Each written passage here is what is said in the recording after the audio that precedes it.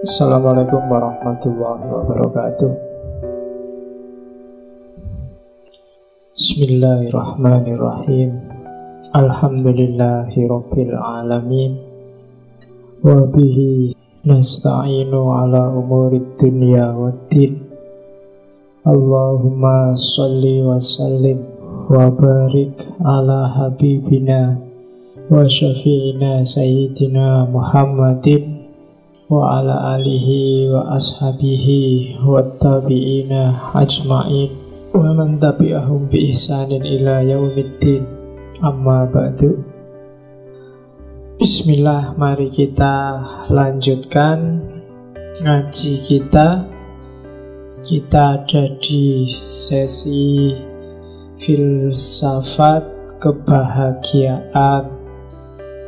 Malam ini kita ke dunia Islam, salah seorang filosof besar dalam tradisi filsafat, yaitu Abu Nasr Al-Farabi. Untuk mencapai kebahagiaan puncak, kita harus melakukan mix antara keutamaan teoritis. Keutamaan kadang juga diterjemahkan kebajikan, bahasa Inggrisnya virtue. Keutamaan berpikir, keutamaan akhlak, keutamaan moral, dan keutamaan praksis amalia. Oke, satu-satu. Apa sih keutamaan teoritis itu? Ya, pengetahuan. Punyalah ilmu kalau pengen bahagia. Kuncinya hidup ini ada di ilmu. Rumusnya kalau bahasanya Farabi, apa saja sih yang berharga untuk dijadiin ilmu biar kita bahagia? Ya semua ilmu. Baik itu tentang being itu segala hal yang ada, atau tentang fisika, barang-barang yang bisa dijangkau oleh panca indera, atau metafisik, segala yang di luar jangkauan panca indera, atau tentang intelek. Intelek itu kemampuan manusia, dimensi rohaninya, atau tentang intelligible. Intelligible itu segala yang bisa dipahami dan difikirkan oleh manusia, fikirkanlah. Jadi kunci pertama untuk bahagia, perdalam pengetahuan. Semakin orang wawasannya luas, semakin kesempatan dia untuk bahagia juga luas. Semakin kita wawasannya sempit, semakin kebahagiaan kita juga sempit. Kalau kamu ngertinya bahagia itu hanya makan dan minum, yang kamu kejar hanya itu. Atau makan minum seks, ya kamu ngejarnya hanya 3 itu. Atau makan minum harta, ya kamu ngejarnya cuma 3 itu. Tapi semakin wawasanmu luas, semakin kamu ngerti bahwa bahagia itu nggak cuma itu. Bahagia juga variabelnya bisa di-ranking, mana penting, mana tidak penting, dan seterusnya. Terus kebahagiaan juga akan berujung pada Tuhan sebagai kebahagiaan puncak. Kenapa? Ya ini nanti Farabi yang mewarisi Aristoteles dengan teori supreme ultimate cause. Jadi sebab puncak. Ilmu apapun itu kan nanti akhirnya juga dari sebab pertama. Karena ilmu itu kan rumusnya sebab akibat. Sebab akibat, nanti yang sebab ini jadi akibat, ada yang menyebabkan lagi. Yang sebab ini yang menyebabkan tadi dia jadi akibat, ada yang menyebabkan lagi terus, dan di ujung ada ultimate cause, dan itulah Tuhan. Jadi maka pengetahuanmu apapun, kalau kamu ingin bahagia, orientasinya harus ke Tuhan, harus menuju Allah. Jangan ada ilmu, jangan ada pengetahuan yang bikin kamu malah jauh sama Allah. Berarti kamu menjauh dari kebahagiaan. Karena arah logisnya pengetahuan, arah logisnya ilmu itu menuju Allah.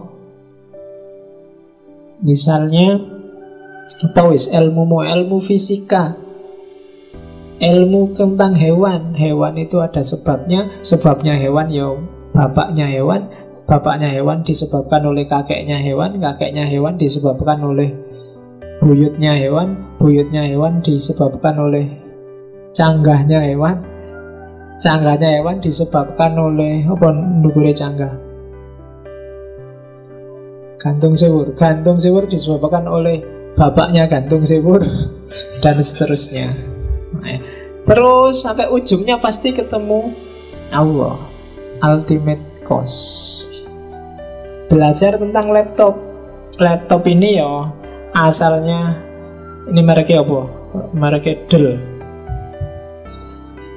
Ya toh.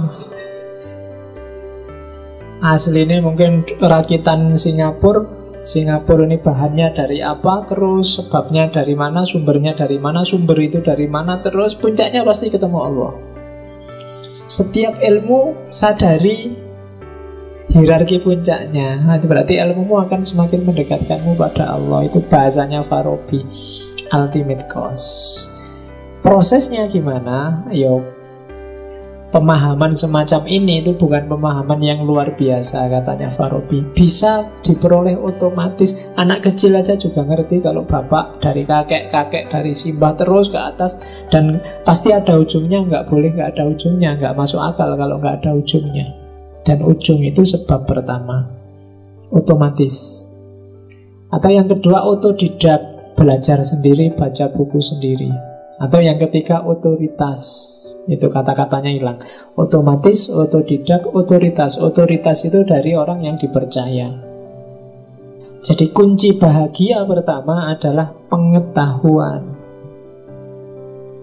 Kenapa pengetahuan adalah kebahagiaan?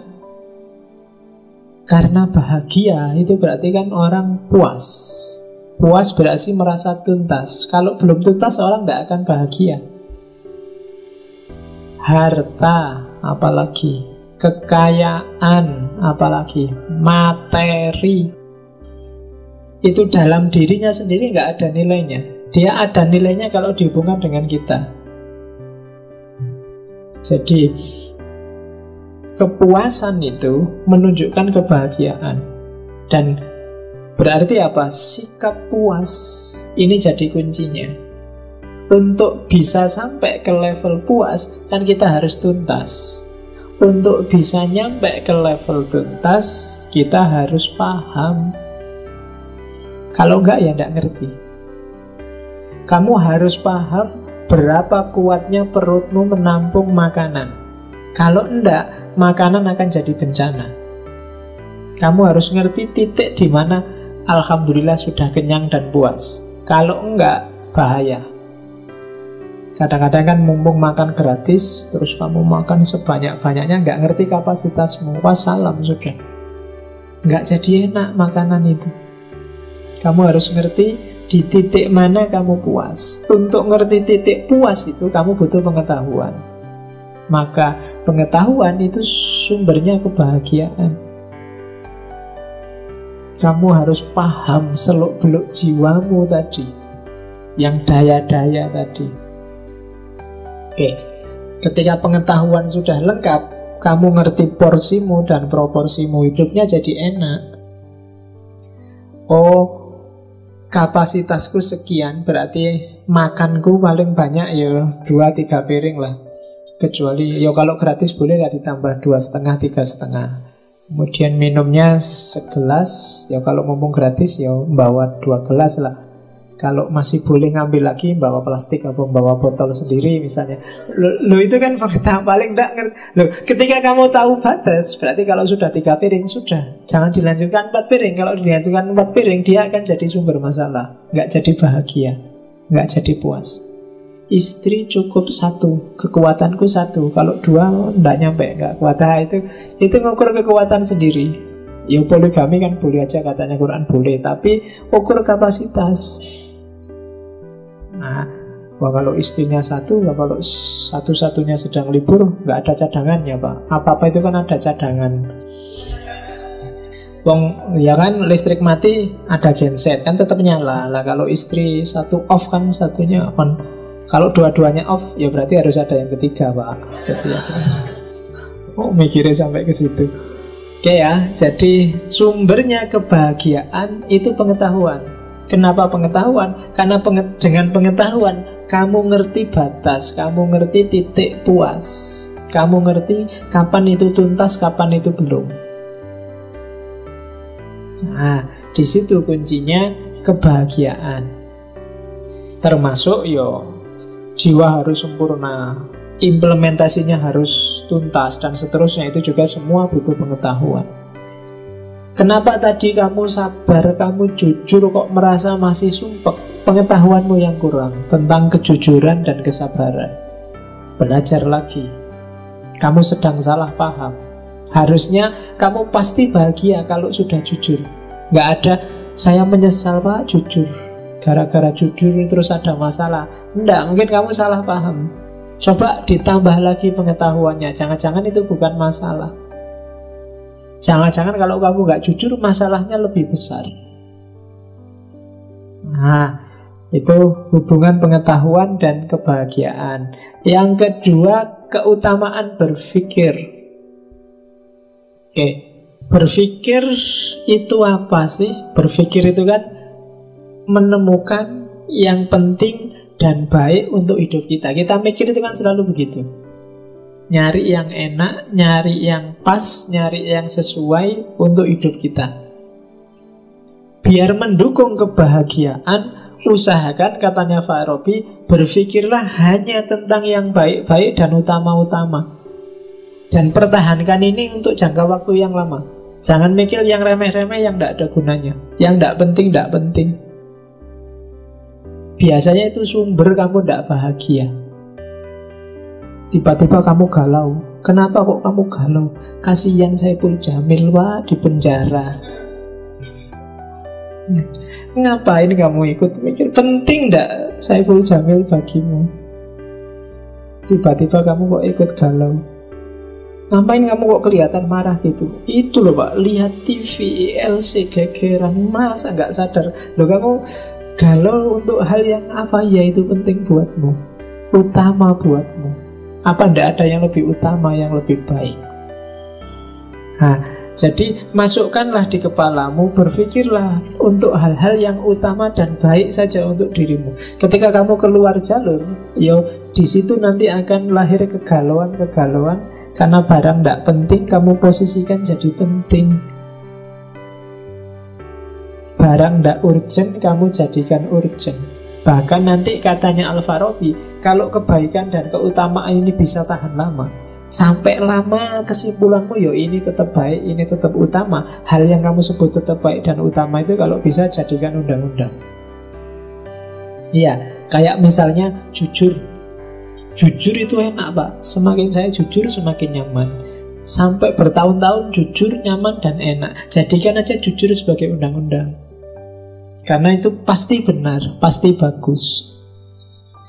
Anti korupsi itu ternyata lebih enak. Anti korupsi dirasakan lama, hidup lebih nyaman, nggak kesusu-susu, nggak merasa dikejar dosa. Jadikan itu undang-undang, katanya Farabi. Berarti itu bagus. Jadi berpikirlah tentang yang utama-utama, sisihkan yang tidak penting. Karena ada hadisnya itu kan, min khairi husnil mar'i tarkuhu malayakni. Jadi di antara ciri orang baik itu meninggalkan apa yang bukan urusannya. Kalau nggak ada urusan, nggak usah capek-capek ikut mikir, ikut cawe-cawe, ikut debat. Mari kita perdebatkan apakah anaknya Anang itu pakai pemutih apa enggak ya. Buat apa kamu bahas itu? Di internet itu kan gitu kan, sampai komentari ratusan hanya gara-gara bahas itu pakai pemutih apa enggak. Kurang kerjaan. Jadi ya kita berpikir yang utama-utama lah, bukan hal-hal yang iseng. Ya kan LGBT, kamu kan terus mati-matian bahas LGBT. Signifikasinya coba dicek. Kalau signifikan untuk hidupmu tidak apa-apa. Kalau nggak signifikan, kamu kehabisan daya, kehabisan energi, kehabisan tenaga untuk hal yang tidak penting. Padahal mungkin bisa kamu pakai untuk hal yang lebih penting. Daripada kamu debat tentang infotainment, sudah kamu duduk depan komputer, tesisnya digarap, skripsinya diselesaikan, kan lebih enak. Oke, jadi berpikirlah tentang yang utama-utama. Oke, terus ya, dan katanya Farabi memang berpikir lewat jalur rasional itu salah satu solusi hidup. Kuncinya di situ. Karena yang rasional itu kesimpulannya, jadi kalau kita pakai akal, jalur satu-satunya yang tidak butuh pihak lain itu mikir pakai akal. Kalau jalur bayani kita butuh teks, kalau jalur irfani kita butuh otoritas. Tapi kalau pakai akal tidak. Maka katanya Farabi, jalur burhan itu lebih bisa dipertanggungjawabkan dalam berpikir. Oke, aliran sesat itu biasanya sumbernya dua.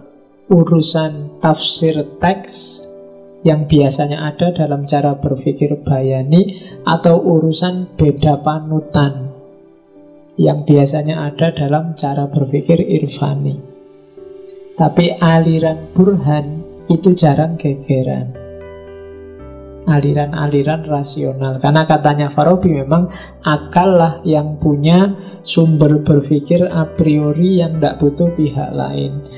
Akal yang benar menurutku kemungkinan besar juga benar menurut kamu. Itu burhan biasanya. Tapi kalau tafsir, bayan, itu kadang-kadang benar tafsirku bisa beda sama tafsirmu.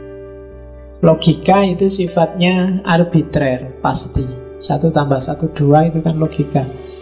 Setengah lebih kecil dari 1 juga logika.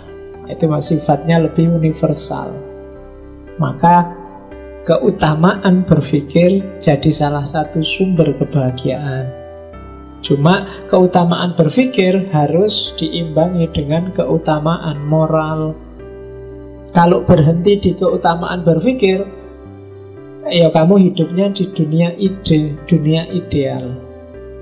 Maka dia harus diimbangi oleh keutamaan moral.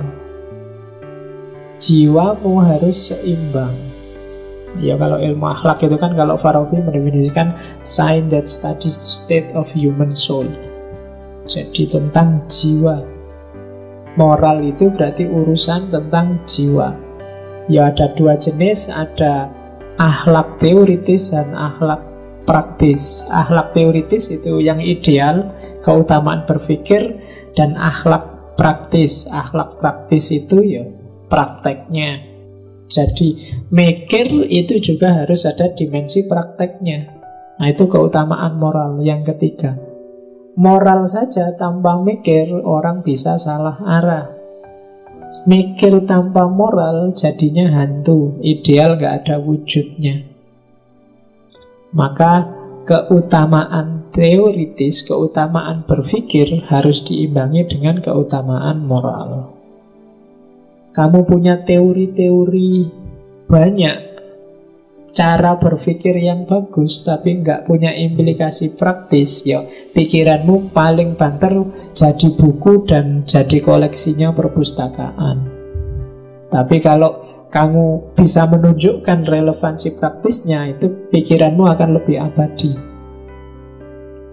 Ya jalurnya 2 untuk membentuk karakter, membentuk moralitas. Kalau menurut teorinya Farabi, yang pertama lewat instruksi. Instruksi itu ya nasihat, perintah, himbauan, anjuran. Itu biasanya dari yang punya otoritas, kiai, ulama, dan lain sebagainya. Yang kedua lewat habituasi, pembiasaan. Habituasi ini penting ya. Kapan-kapan kita belajar itu. Dulu pernah belajar di Pierre Bourdieu. Kenapa kalau kamu yang rajin sholat, sekarang tidak sholat merasa tidak nyaman? Itu habituasi. Tapi coba ulang bolak-balik tidak sholat, lama-lama tidak sholat itu biasa. Tidak nyamannya pasti hilang. Ya, itu namanya habituasi, pembiasaan.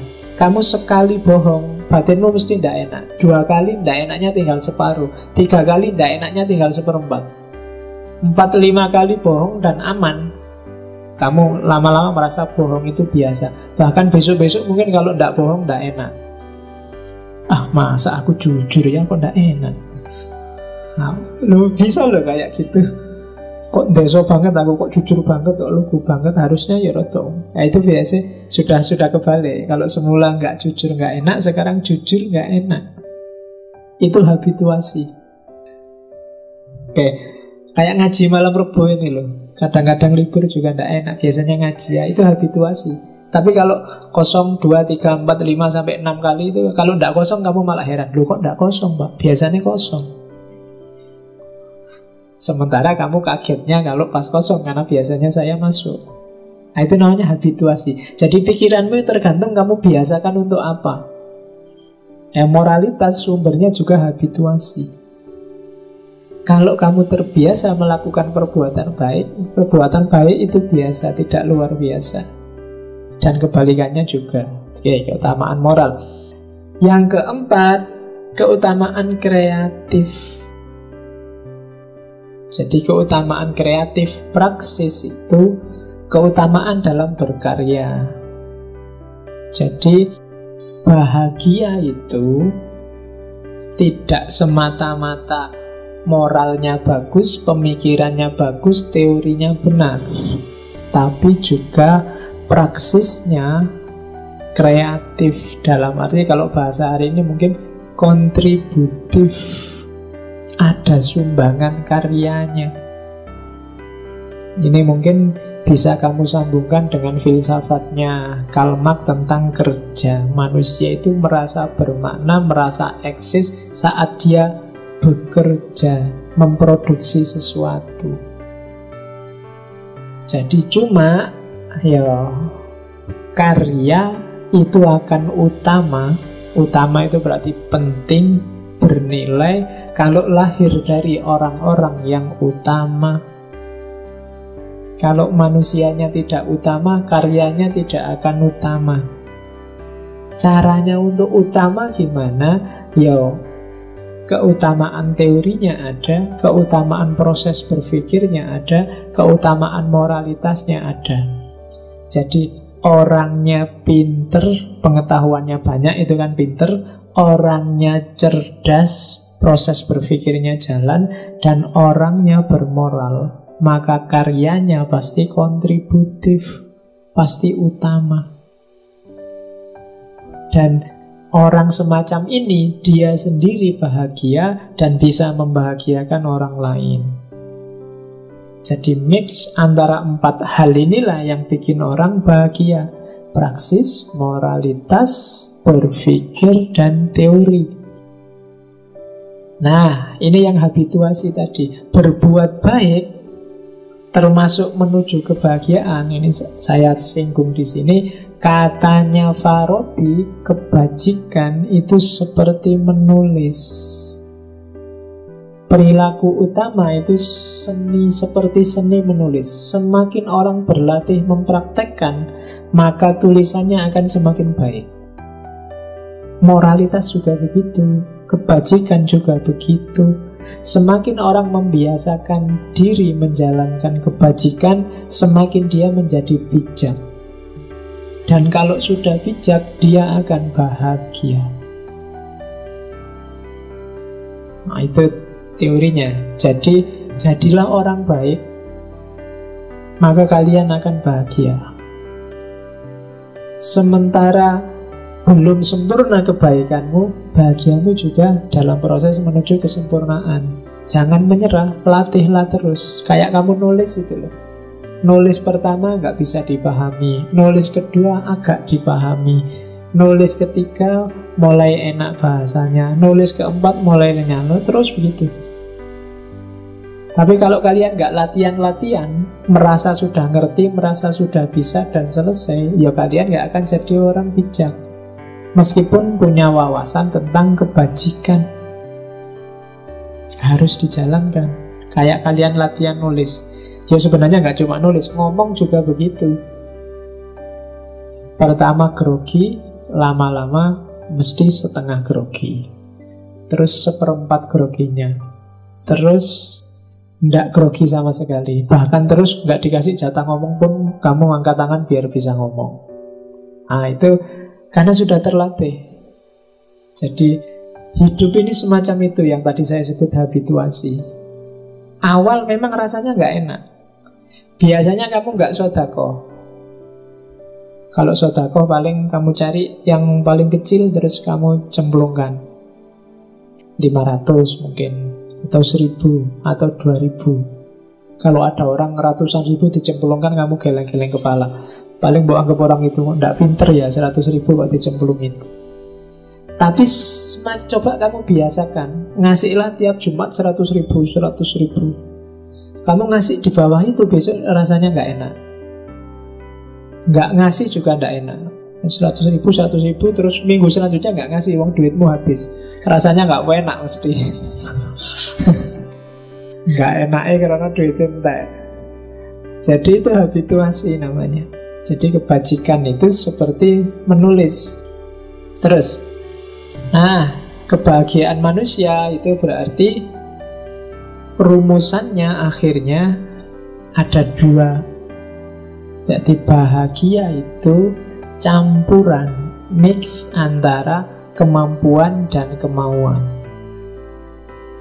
Mikir itu kan kemauan, pengetahuan itu kemampuan, berkarya itu kemauan plus kemampuan, moralitas itu kemampuan.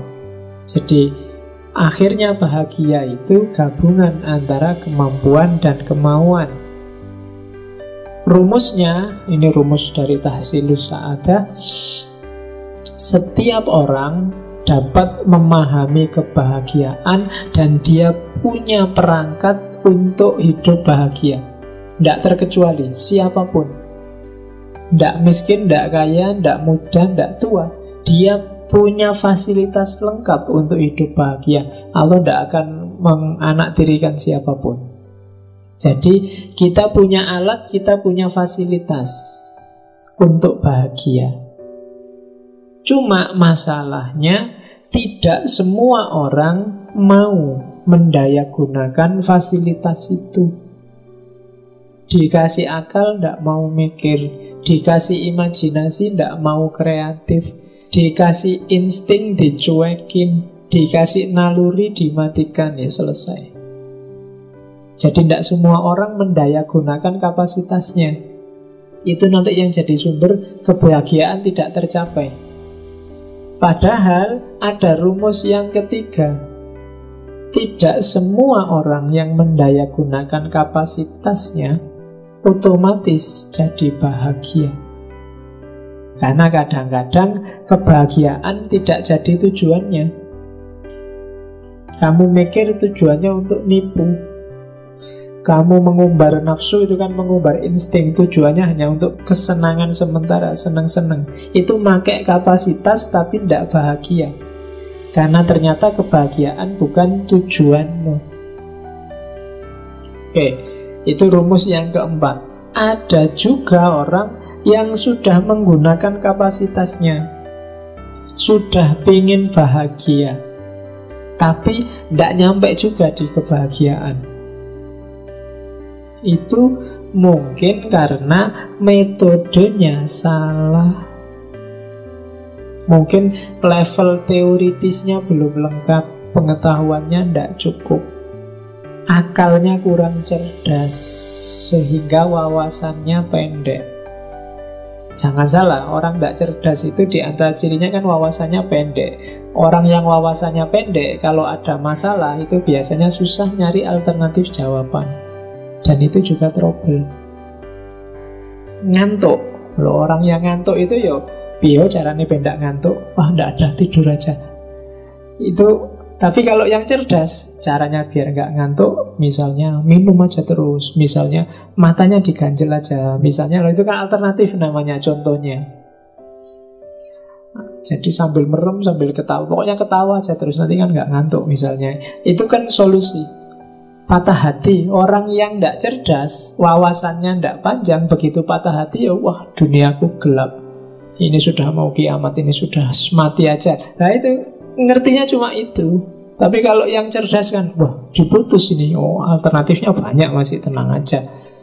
Bisa dirayu lagi biar balik, bisa ke dukun, bisa ya banyak caranya biar dia kembali. Ya cari yang lain, emangnya nggak bisa nyari di bawahnya misalnya kan. Mulai ya kan di atasnya kan. Kalau kamu sedang marah jangan bilang emangnya aku nggak bisa nyari di atasmu, nggak, susah. Nyari di bawahmu mesti banyak. Oke. Jadi itu kan dari atas tadi kan. Nggak semua orang pasti punya kapasitas untuk bahagia. Cuma nggak semua orang menggunakan kapasitas itu. Yang kedua, dari semua orang yang ada, orang yang menggunakan kapasitas tapi tujuannya bukan kebahagiaan, ia tidak akan bahagia. Ada orang yang menggunakan kapasitas tujuannya kebahagiaan tapi tidak nyampe atau belum nyampe dalam bahagia karena mungkin prosesnya belum penuh. Dan orang yang terakhir ini harus sabar di dalam menempuh 4 keutamaan tadi. Keutamaan teoritis, keutamaan berpikir, keutamaan moralitas, dan keutamaan praksis. Baru dia bisa bahagia. Nah, kalau untuk dunia sosial tadi, kunci kebahagiaan ada di tangan 3 orang, katanya Farabi. Filosof, imam, ulama. Imam itu ulama, dan raja. Karena 3 orang inilah nanti yang membimbing masyarakat menuju kebahagiaan. Kalau 3 orang ini sesat, masyarakat akan sesat. Kalau 3 orang ini jahil, masyarakat juga akan ikut jahil. Kalau 3 orang ini fasik, maka masyarakat akan fasik. Kunci kebahagiaan sosial ada di 3 orang ini. Filosof, imam, dan raja. Raja sekarang presiden, imam sekarang para kiai, para ulama, filosof sekarang belum jadi, baru ngaji filsafat ini. Ya, kalau raja, presiden gajinya besar, ulama punya pondok, ya sanggune gede, amplopnya besar. Kalau filosof nggak ada yang peduli di Indonesia ini. Filosof itu jabatan yang saya tidak tahu apa sekarang masih ada. Apa ada misalnya di Kompas dicari seorang filosof, itu tidak ada.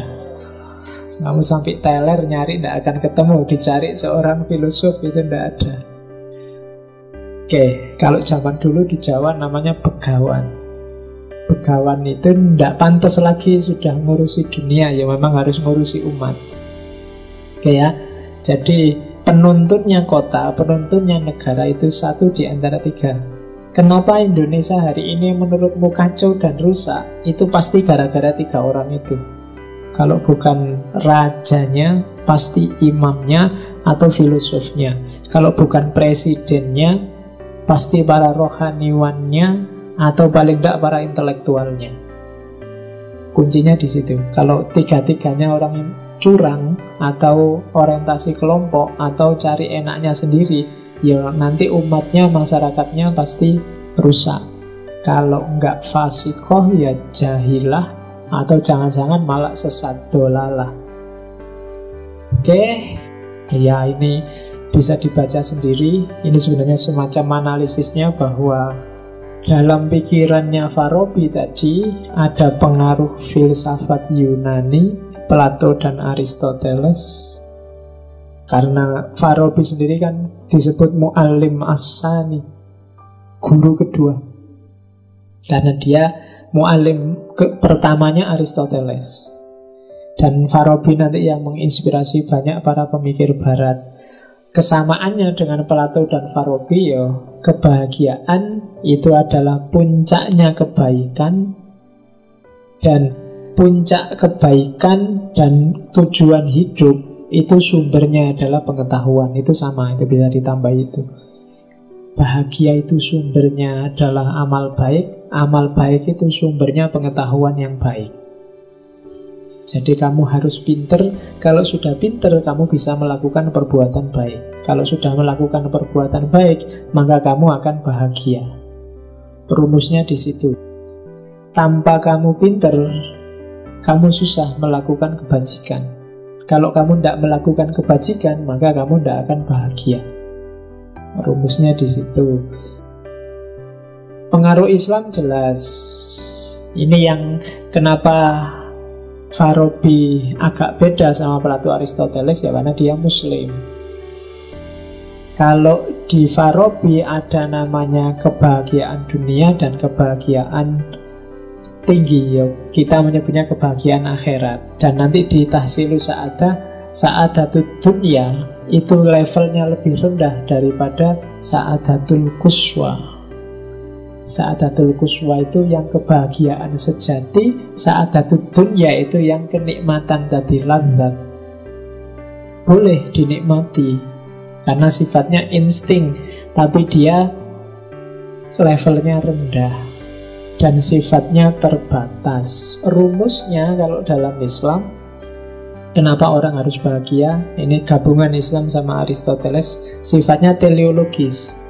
Jadi Allah menciptakan manusia sebagai karya terbaiknya, dan Allah ingin manusia bahagia kalau dalam Islam loh ya. Dan kebahagiaan manusia kalau dalam Islam ketika orang bisa menaklukkan jiwa-jiwanya tadi.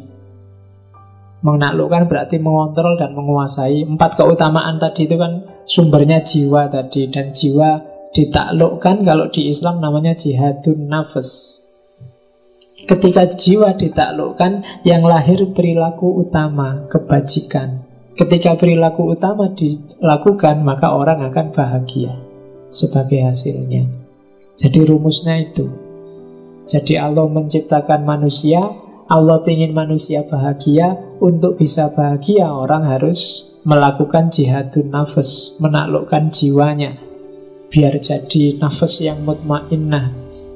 Nah, ketika jiwa ditaklukkan, maka otomatis yang keluar dari manusia adalah perilaku yang utama.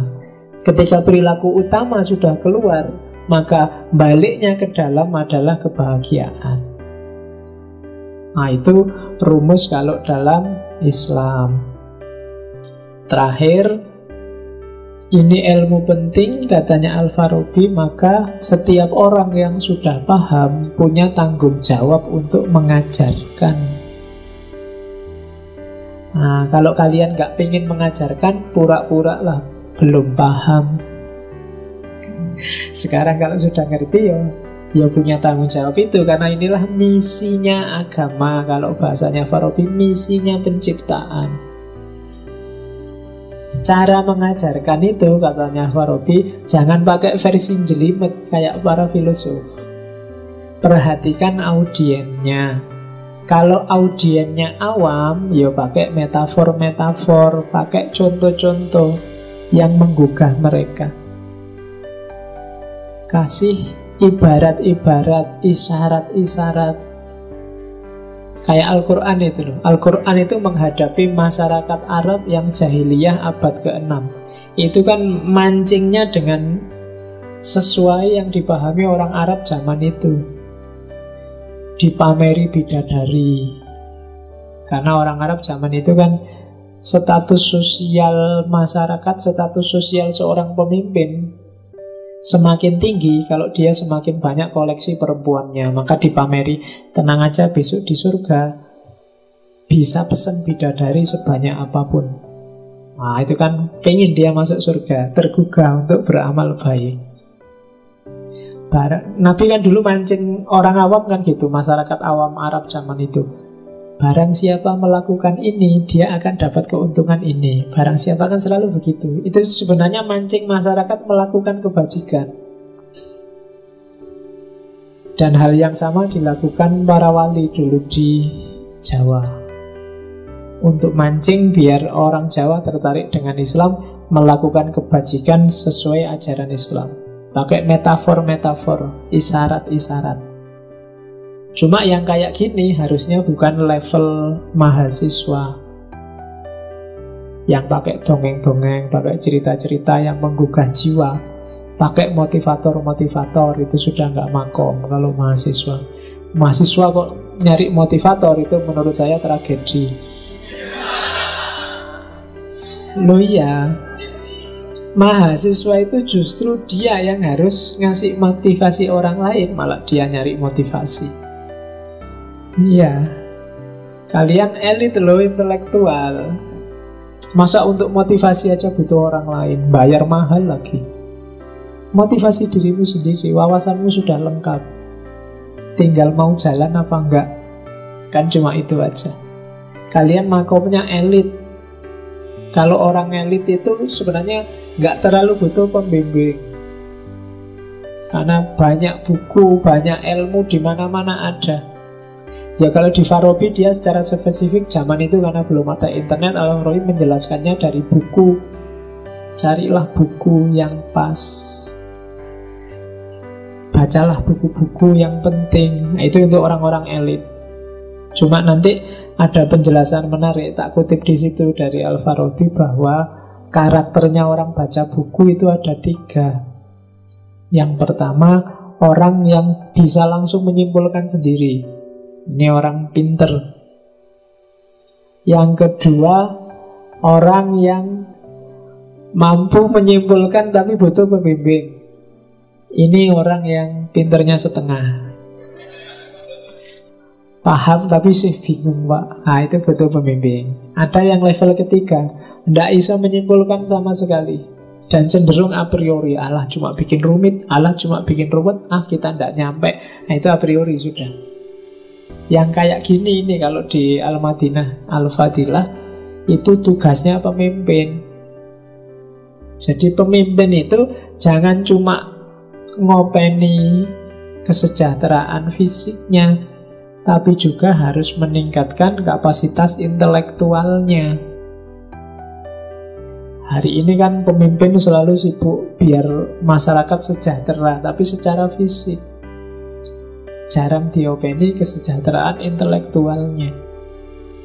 Orang desa-desa yang nggak terlalu ngerti itu kan sasaran empuk kampanye, sasaran empuk dibohongi, dibodohi. Harusnya mereka dipinterkan.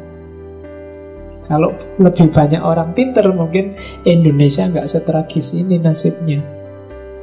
Jika melihat, loh kita punya sumber daya yang luar biasa. Sumber daya alamnya nomor 1, sumber daya manusianya nggak tertandingi, paling nggak dari sisi jumlahnya. Kita kan jumlahnya banyak. Kalau cuma tawuran aja siapa yang nggak Kalau berani loh tawuran sama orang Indonesia. Mewatiri kalau orang Indonesia sudah ngamuk itu. Loh iya, mahasiswa 3 aja kalau demo sudah di tengah perempatan itu, wah, mobil sak deret berapa puluh meter mandek kabeh. Itu hanya 3 orang itu. Belum kalau 40 orang, belum kalau wah itu bisa. Itu ciri khasnya Indonesia. Itu kan ciri bahwa SDM kita itu luar biasa. Dari sisi itu. Jadi jangan macam-macam sama orang Indonesia. Apalagi penganggurannya banyak. Loh iya kan? Loh orang nganggur itu paling ngewatiri loh. Diajak perang ayolah mumpung nganggur. Diajak ngamuk ayolah. Loh iya kan? Jangan salah. Sejak kemarin sumpek ngelamar kerjaan gak dapat-dapat, diajak perang ayo wis lumayan. Loh itu kan potensi luar biasa ya. Itu kan kayak yang di WA itu kan ada berita bahwa mahasiswa siapa gitu menolak dikasih kerjaan karena ingin fokus dulu untuk nganggur. Iya. Yang lain fokus kuliah, dia saya ingin fokus dulu untuk nganggur pak. Oke, itu Al-Farabi. Ya, jadi kuncinya sebenarnya keywordnya sama kayak Aristoteles kemarin. Kunci orang bahagia itu dia harus pinter. Setelah pinter dia melakukan amal baik. Dengan dia melakukan amal baik, otomatis kebaikan, kebahagiaannya akan datang. Karena dengan kepandaiannya dia akan ngerti mana yang boleh, mana yang tidak boleh, berapa batasnya, berapa sudah berlebihan, dan seterusnya. Oke, saya kira itu. Saya akhiri sekian. Wallahul muwafiq wal afu minkum wallahu a'lam bissawab. Wassalamualaikum warahmatullahi wabarakatuh.